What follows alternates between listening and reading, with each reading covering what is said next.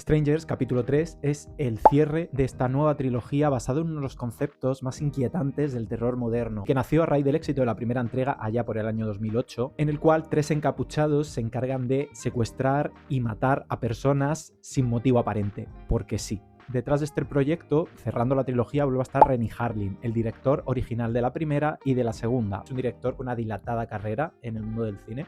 Y entre su filmografía podemos encontrar películas como Pesadilla en Elm Street 4, Jungla de Cristal 2 o Deep Blue Sea. Por tanto, diría que es un director que tiene cierta experiencia en generar atmósfera, en trabajar con entornos claustrofóbicos y en poner el suspense y la acción en el eje de la historia. Como protagonista volvemos a encontrar a Madeleine Petsch en el papel de Maya, la joven protagonista víctima de estos enmascarados que representa la cara visible de este proyecto y vuelve a recaer sobre sus hombros básicamente la totalidad de la película. Pero más allá de cerrar esta nueva trilogía, esta película tenía una visión mucho más complicada, que era justificar si realmente era necesario hacer de esta historia una trilogía. ¿Lo ha conseguido? Pues bueno,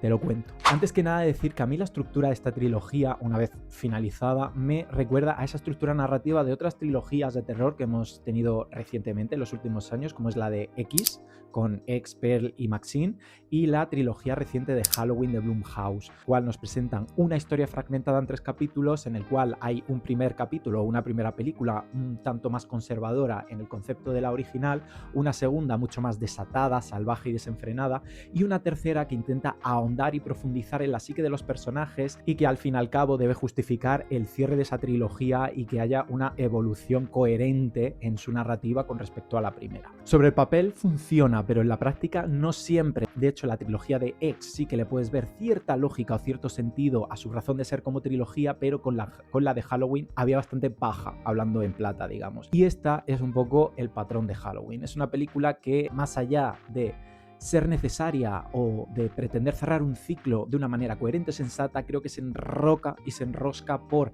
intentar profundizar y dar un sentido que de alguna manera podría haberse sentido mucho más orgánica, siendo una única película y no una trilogía. Uno de los principales problemas que tiene esta película es el cambio de tonos. Es una continuación total y absolutamente directa de la segunda. Si recordamos, la segunda fue una película bastante más frenética, que tenía muy buenas dosis de survival, de slasher. Creo que como conjunto funcionaba bien, a pesar de que a la gente no le gustó. Yo la reivindiqué de alguna manera, creo que rompió el molde de con lo que nos había presentado en la primera y creo que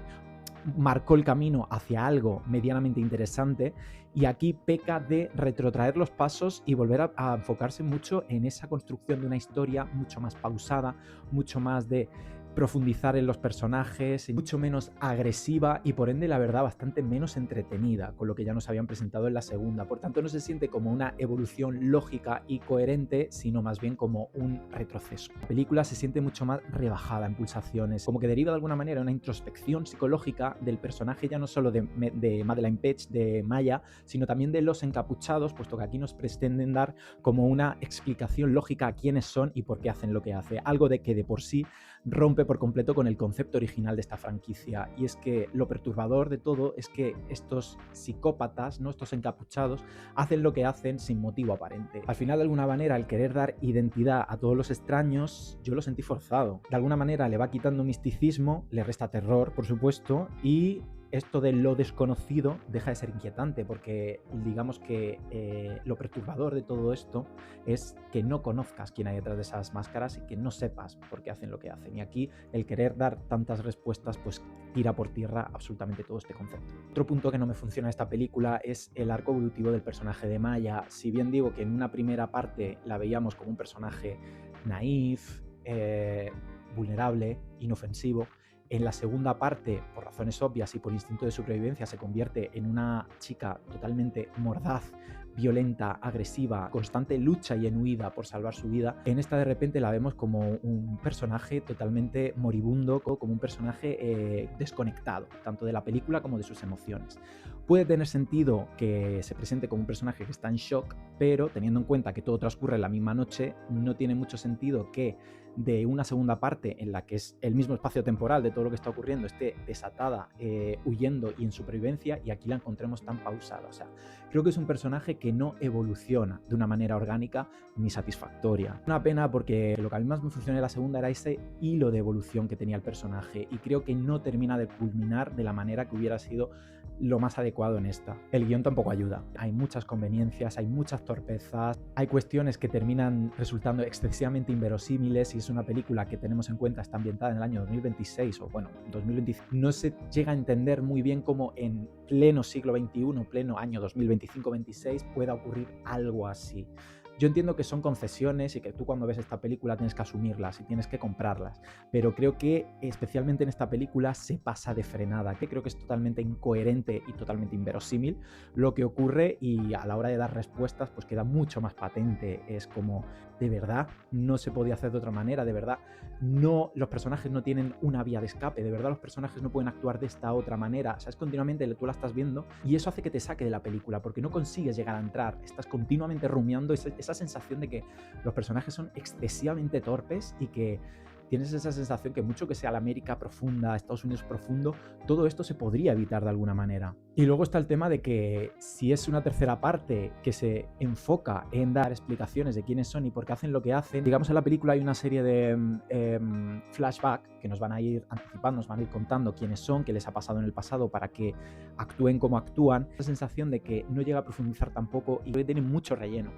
porque tú tienes que justificar hacer una película de 1 hora y media por 3. Cuando realmente todo esto hubiera funcionado muy bien en una película de 2 horas. No necesitas estar continuamente reciclando conceptos, no necesitas estar continuamente yendo a flashbacks del pasado largos que no aportan nada a la historia, simplemente por justificar, hacer una trilogía y justificar que en esta trilogía, en este cierre mejor dicho, se le tenga que dar un cierre a todo eso que se ha abierto en la primera. Si la película hubiera abrazado el camp, hubiera funcionado mucho mejor. Siento que la película peca de tomarse demasiado en serio, cuando la película más seria pretende ser más compleja, más profunda en cuanto a los personajes y a sus identidades y sus motivaciones, más se le ven las costuras, más queda claro que no era necesario, que no tiene sentido y que si igual la película hubiera pretendido ir por una deriva mucho más disfrutona, como a lo mejor parecía que iba la segunda, el concepto hubiera funcionado mejor, hubiera sido mucho más divertida,